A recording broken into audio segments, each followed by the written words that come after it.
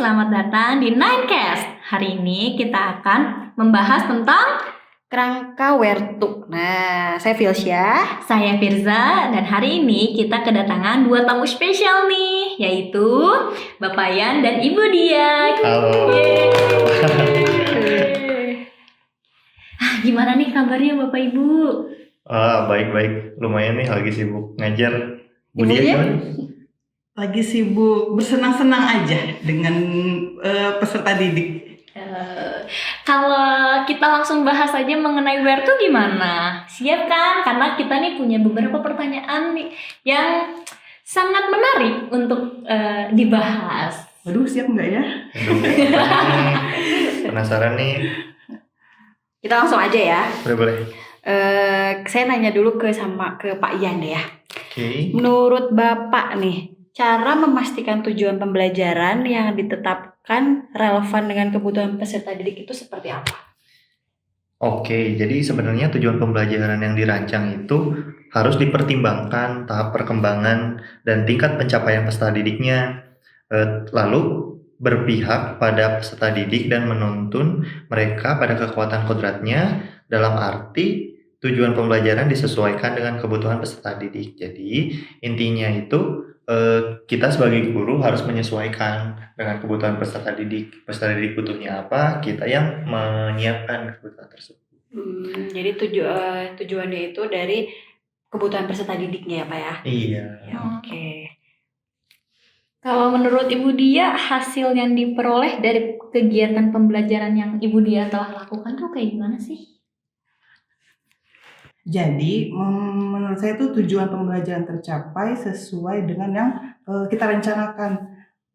Apabila ada tujuan pembelajaran yang belum tercapai ya, maka itu menjadi bahan evaluasi kita untuk menentukan tujuan pembelajaran berikutnya. Nah, mungkin seperti itu. Oh, terus cara menentukan bahwa pembelajaran tersebut berhasil tuh gimana sih? Kalau saya sendiri itu ada terbagi dalam dua kategori. Yang pertama, kita tuh harus melihat tujuan pembelajaran kita tuh tercapai enggak. Kemudian output dari pembelajaran tersebut apakah dirasakan oleh siswa, seperti kompetensi siswa itu meliputi kemampuan yang mencakup sikapnya, terus pengetahuannya, lalu keterampilan yang tercapai, seperti itu. Nah, pas Bapak ngajar nih ya, di kelas itu kan pasti ada siswa yang merasa pembelajaran itu nggak selamanya menarik ya, pasti ada yang bosan. Nah, di situ strategi apa nih yang Bapak berikan atau Bapak buat untuk menghadapi peserta didik yang kurang motivasi atau bosan di saat pembelajaran? Ini dalam konteks salah satu peserta didik mungkin ya. Nggak semua satu kelas juga biasanya memang ada salah satu murid yang kurang motivasinya. Ya, salah satu solusi yang saya biasa lakukan yaitu diajak komunikasi, dan komunikasinya itu secara persuasif gitu. Ditanya mengapa mereka seperti itu dan diajak untuk berdiskusi sebaliknya bagaimana model pembelajaran yang sesuai dengan apa yang dia mau gitu. Intinya saya sebagai guru harus mengenali gaya belajar peserta didik. Masing-masing peserta didik pasti punya gaya belajar yang beda-beda gitu, Bu. Oh, jadi pendekatannya beda-beda ya? Iya, betul. Gimana nih Bapak cara mempertahankan minat belajar peserta didik dalam keadaan tersulit misalnya? Contohnya gimana nih, Bu?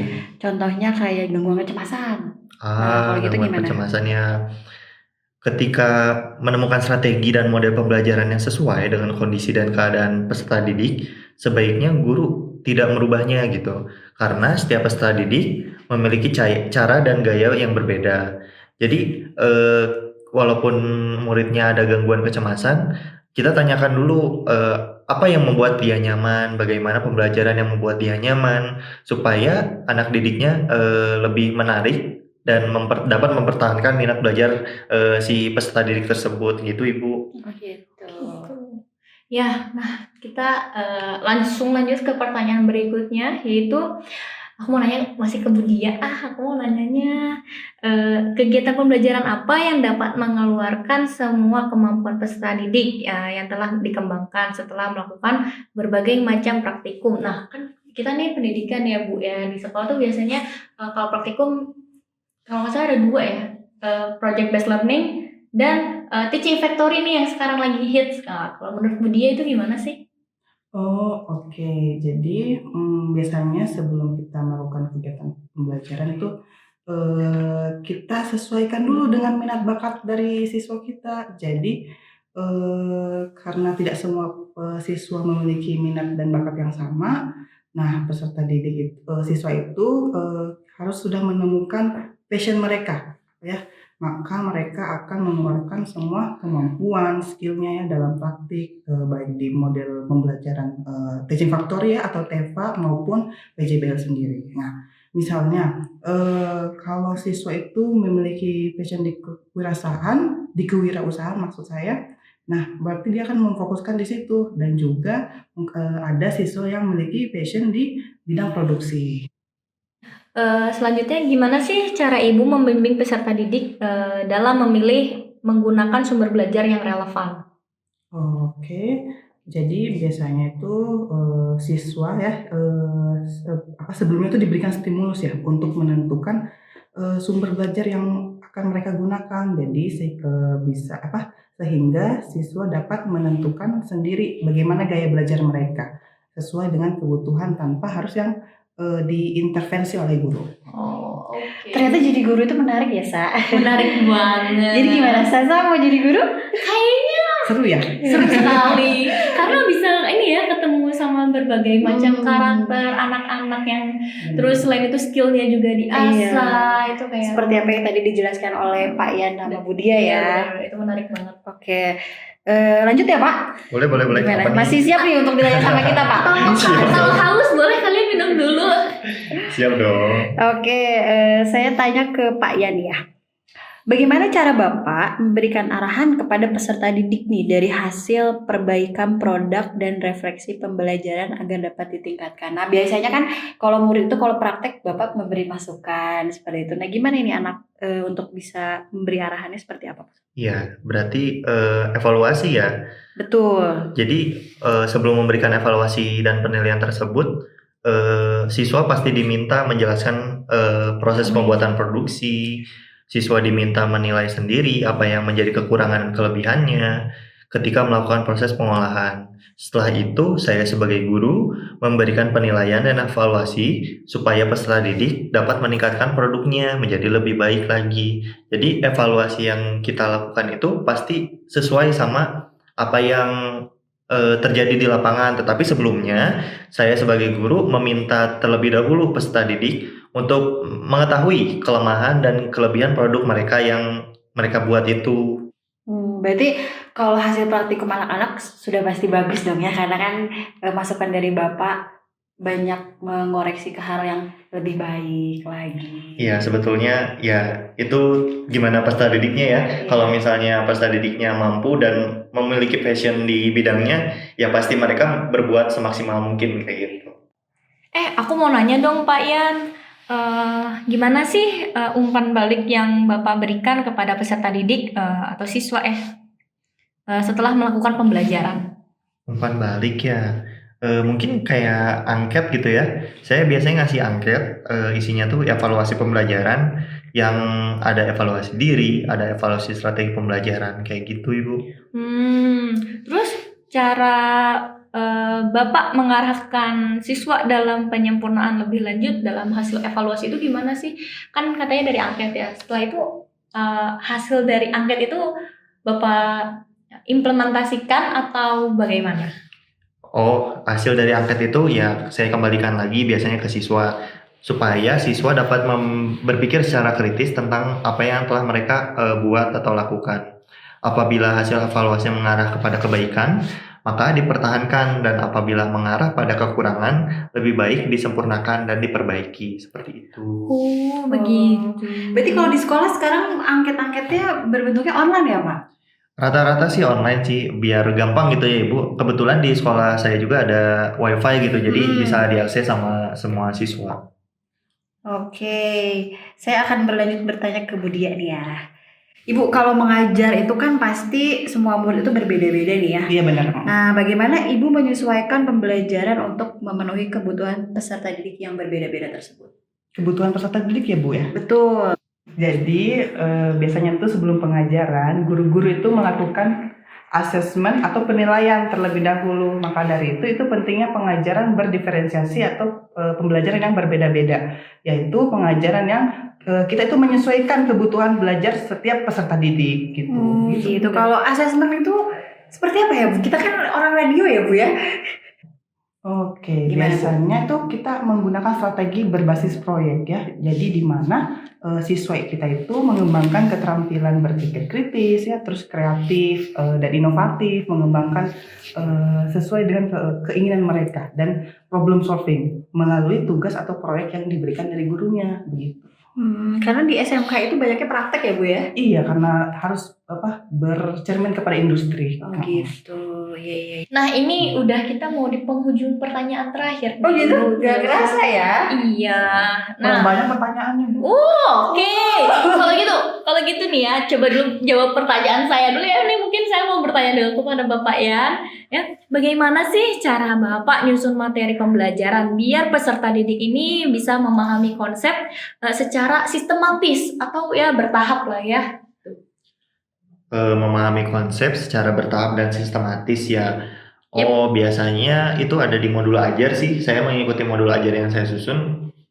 Misalnya nih ya, yang pertama menyampaikan tujuan pembelajaran, terus menyampaikan pertanyaan pemantik sebagai stimulus peserta didik untuk mengingat kembali pembelajaran sebelumnya. Yang selanjutnya menyampaikan manfaat dari materi tersebut untuk kebutuhan peserta didik dalam kehidupannya sehari-hari, supaya peserta didik dapat mengetahui relevansi materi yang mereka dapat di pembelajaran tersebut. Habis itu biasanya mengawali dengan berpikir global tentang materi tersebut, dilanjut dengan memahami materi secara mengkerucut dan mendalam. Diakhiri dengan kesimpulan. Seperti itu, Ibu. Oh, ternyata proses untuk administrasi menjadi guru itu lumayan ya Bu ya. Lumayan sangat banyak ya yang ternyata menjadi guru itu tidak semudah yang terlihat gitu. Iya, Masih betul. banyak yang administrasi atau masih harus banyak belajar lagi. Nah, ini pertanyaan terakhir. Bagaimana sih Bapak Ibu ya mengelola waktu biar pembelajaran ini berjalan secara efektif dan efisien? Siapa dulu nih? Aku dulu nih. Oke. Boleh. Secara efektif dan efisien pembelajarannya. Bagaimana cara mengelola waktu ya, Ibu? Yap, betul. Yang pertama, pastinya dibuat langkah-langkah pembelajaran sesuai dengan pembagian waktu tersebut. Langkah pembelajaran dibuat dalam 3 sesi biasanya. Kegiatan awal, proses, dan kegiatan akhir. Yang selanjutnya, membuat rencana pembelajaran per semester, menyesuaikan dengan pembelajaran efektif di sekolah. Sehingga materi pembelajaran sudah disetting sesuai dengan waktu dan tanggalnya. Ibu dia juga biasanya menyusun modul ajar kan ya, Ibu? Benar Bapak. Iya, di situ udah ada pembagian waktunya ya, Bu? Iya, sesuai Iya. dengan apa yang kurikulum dari sekolah itu tentukan. Iya, biasanya sama sih setiap guru pembagian waktunya. Kita pengen tahu nih terakhir ya. Ada nggak kesan dan pesannya seperti apa untuk pendidikan di Indonesia? Wah. Oke, dimulai dari saya mungkin ya kesan-pesannya. Sebetulnya pendidikan di Indonesia ini memiliki potensi yang sangat besar ya. Setelah dilihat-lihat, ada banyak sekolah yang berkualitas, guru-guru yang berdedikasi nih udah banyak nih sekarang, dan siswa-siswa yang cerdas tentunya. Namun pasti ada beberapa tantangan kayak misalnya pendidikan kualitasnya tidak merata nih setiap perkotaan, pedesaan. Pasti selalu ada sekolah yang kurang gitu ya. Baik dari fasilitas, baik dari kurikulum pembelajarannya, atau paling biasa kita temui nih ada rendahnya minat baca siswa nih. Biasanya kan susah tuh anak-anak disuruh baca tuh kayak gitu. Dari Ibu Dia mungkin? Kalau ke pesan saya sendiri untuk pendidikan kan sekarang siswa itu kan kita berpusat pada peserta didik ya kurikulum sekarang ya. Oh gitu ya. Jadi selain jangan jangan terlalu juga berpusat pada peserta didik, tapi gurunya juga tuh harus ditingkatkan mutunya ya. Harus ikut sering pelatihan ya biar menjadi guru yang lebih profesional. Biar meningkatkan pendidikan bangsa. Kan guru tuh harus belajar sepanjang hayat, begitu kan? Iya. Makanya guru itu dibubu dan ditiru ya Bu ya. Benar sekali. Jadi sebetulnya intinya kerangka Where to ini juga sangat bermanfaat di dunia pendidikan ya Bapak Ibu. Iya pasti. Aduh, Ibu Filsya, ternyata sudah tak Ibu terasa Ibu. ya ini semua pertanyaan-pertanyaan yang tadi kita apa ya, yang kita list tuh udah dijawab oleh Bapak Yan dan Ibu Dia. Ternyata dunia pendidikan itu menarik ya. Ya, sangat menarik. Ibu Frisya sama Ibu Sasa mau jadi guru nggak setelah mendengar jawaban dari kami? Iya, sepertinya ada kepikir ke sana ya, Pak ya. sudah mulai kayak oke, berarti ketika if someday saya menjadi guru tuh udah tahu harus bagaimana. Exactly. Terima kasih atas waktunya Bapak Yan dan Ibu Dia. Sama-sama. Sampai bertemu lagi dengan kesempatan dan semoga kita akan bertemu lagi di sekolah ya. Terima kasih. Terima kasih. Oke deh, segitu dulu ya obrolan kita kali ini. Semoga kalian gak bosan dengerin kita ngobrol panjang lebar. Jangan lupa follow podcast 9cast biar gak ketinggalan episode terbaru. Saya Firza, Dan saya Filsya. kami semua pamit undur diri.